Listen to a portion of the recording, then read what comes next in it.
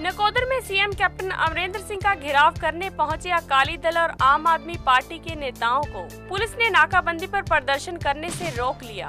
जानकारी के अनुसार कैप्टन आज नकोदर की दाना मंडी में किसानों को कर्ज राहत सर्टिफिकेट देने आए थे। इसके चलते अकाली दल ने नकोदर के मोड़ पर डेरा जमा लिया था। इस पर तुरंत हरकत में आई पुलिस ने दोनों पार्टियों के वर्करों का घेराव कर उन्हें प्रदर्शन करने से रोक लिया। वहीं अकाली दल तथा आप वर्करों ने डीसी को ज्ञापन भी सौंपा। प्रदर्शन करने वालों में विधायक पवन कुमार टीनू, सिकंदर सिंह मलुक्का, बलदेव सिंह खैरा, गुरप्रताप सिंह वडाला, नायब कोहाड़, जथेदार प्रीतम सिंह, परमजीत सिंह रायपुर, कुलवंत सिंह मन्नन, सरबजोत सिंह साबी, सुखमिंदर सिंह राजपाल, गुरदीप सिंह नागरा समेत कई नेतागण शामिल थे।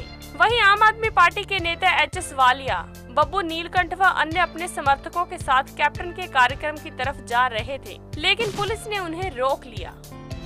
आप हमारे चैनल को सब्सक्राइब करें, लाइक करें और शेयर करें और कमेंट जरूर करें।